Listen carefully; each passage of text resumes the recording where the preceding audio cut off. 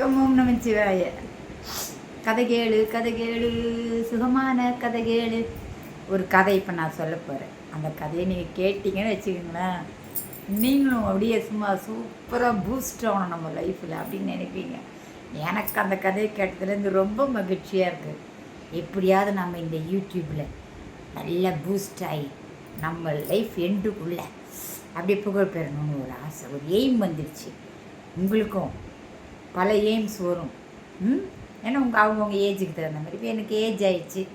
சின்ன வயசாக இருந்தால் வீடு கட்டணும், பணம் சேகரிக்கணும், நகை நட்டு வாங்கணும், சூப்பரான கார் வாங்கணும், நல்லா சின்ன குழந்தைங்களாம் நல்லா படிக்கணும், நல்ல உத்தியோகத்துக்கு போகணும், கல்யாணம் ஆகாதவங்களுக்கு சூப்பரான கணவன் அமையணும், இல்லை நல்ல மனைவி அமையணும், வாழ்க்கை சந்தோஷமாக பூந்தோட்டமாக இருக்கணும். இப்படியெல்லாம் நிறைய பேருக்கு நிறைய இருக்குல்ல. எனக்கு இதுதான், ஏன்னா எனக்கு ஏஜ் ஆயிடுச்சா, என்னால் ஒன்று தான். சரி, இப்போ அந்த கதை என்னன்னு சொல்கிறேன் கேளுங்க. ஒரு ஊர் இருந்தது.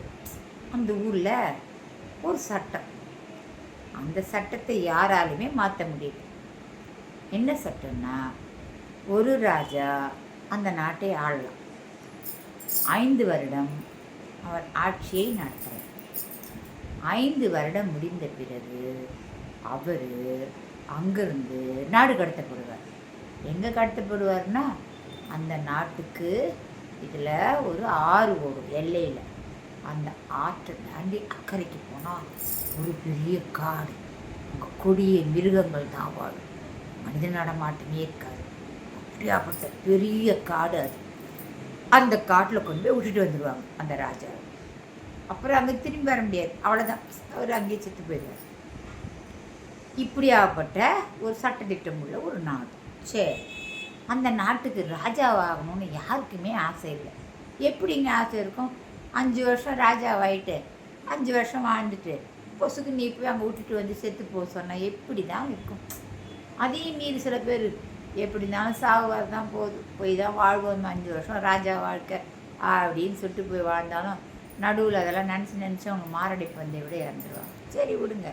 அப்படி இருக்கும்போது ஒருத்தர் ரொம்ப துணிவா, நான் ராஜாவை வரேன்டா சொல்லி போய் ராஜாவாயிட்டேன். 5 வருஷம் முடிஞ்சு போச்சு. இப்போ அவர் எங்கே எடுத்துன்னு போய் விடணும்? காட்டில் கொண்டு போய் விடணும். அதெல்லாம் ஆத்தங்கரையில் அந்த நாட்டு மக்கள் எல்லாம் ஜேன்னு கூடி இருக்காங்க. அந்த ராஜா வர அவர் அப்படியே பார்க்குறாங்க. ஏன்னா அவர் அப்படியே ராஜ கம்பீரத்தோட பட்டாடைகள் புனைந்து நகனத்தை போட்டு கிரீடம் வச்சு அவர் நடந்து வரார். ஸ்டைல் அவ்வளோ சந்தோஷமாக நடந்து வர்றார். நடந்து வந்தோடனே மக்கள்லாம், எந்த ராஜாவும் இப்படி நடந்து போலையே சாகிறதுக்கு, இந்த ராஜா இவ்வளோ சந்தோஷமாக வரானே அப்படின்னு நினச்சாங்க. இருக்கட்டும். அப்புறம் அந்த ராஜா படகோட்டிக்கிட்ட வந்து, ஒரு ராஜா பயணம் பண்ணுற படகு மாதிரியா இருக்கும் உன் படகு, போங்கடா போய் ரத்தன சிம்மாசனம் எடுத்துன்னு இருந்தார போடுங்க, அது மேலே நான் ஏறி உக்காந்துருந்தா போவேன் அப்படின்னு. சரி, ராஜாவோட ஆணையாச்சு. ஓடி போய் ரத்தன சிம்மாசனம் கொண்டு வந்து போடுறாங்க.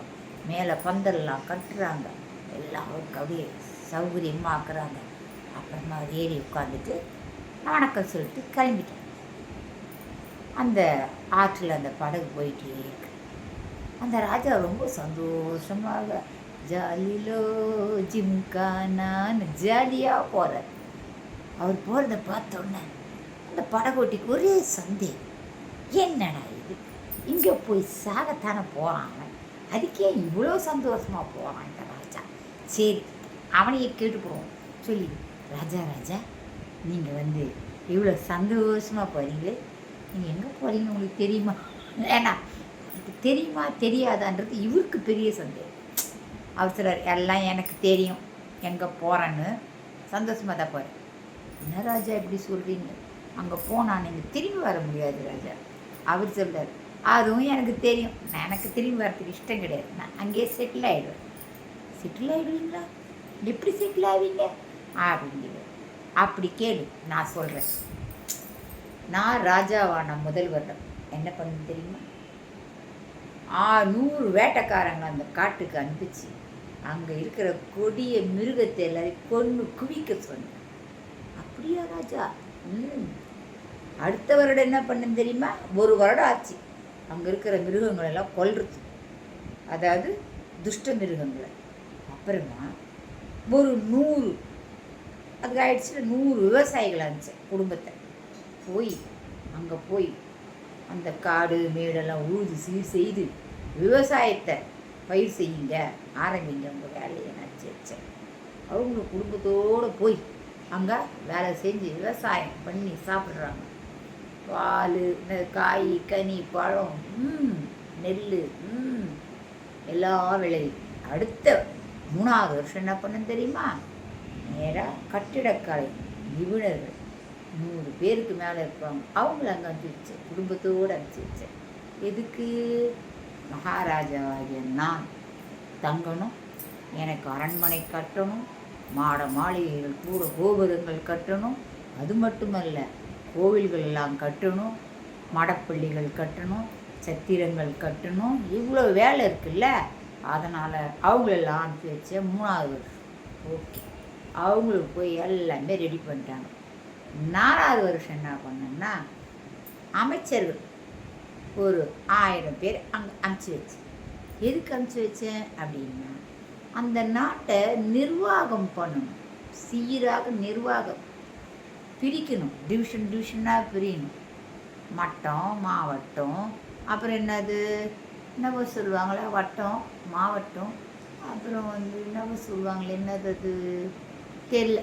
இப்படி வட்ட வாரியாக மாவட்ட வாரியாக இதெல்லாம் பிரித்து நிர்வாகத்திறன். அதுக்கு அவங்களும் போய் அதெல்லாம் அமைச்சிட்டாங்க. இப்போ நான் போகிறேன். எப்படி போகிறேன்? அந்த நாட்டின் ராஜாவாக போகிறேன். அங்கே போய் அந்த நாட்டில் அரசாங்கம் நடத்த போகிறேன். எனக்கு தேவையானது எல்லாமே அந்த நாட்டில் இருக்குது. அப்படி இருக்கும்போது நான் ஏன் வருத்தமாக போகணும்? அங்கே போய் ராஜாவாக தானே வாழ போகிறேன் அப்படின்னு சொல்கிறார். அதெல்லாம் கேட்டோன்னே இந்த படகோட்டிக்கு ஆஹா, எவ்வளோ பெரிய சிந்தனை இந்த ராஜாவுக்கு அப்படின்னு நினைச்சான்.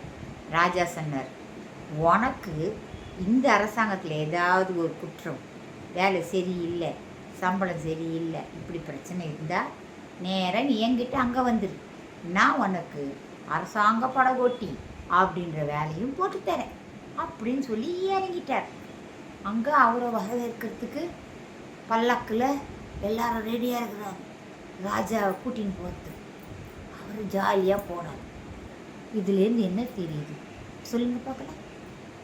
இந்த அரசர் 2 திட்டங்களால் அவளை பாராட்டு போடணும். எப்படின்னா, 5 வருஷத்துக்கு அப்புறம் வரப்போகிற சாவை எண்ணி எண்ணி எண்ணி எண்ணி வருத்தப்படாமல் 5 வருஷத்துக்கு அப்புறமா வரப்போகிற சாவு எப்படி நம்ம வாழ்வாக மாற்றிக்கலாம் அப்படின்னு கொஞ்சம் யோசனை பண்ணி அங்கே எல்லாமே அவர் ரெடி பண்ணார் இல்லையா?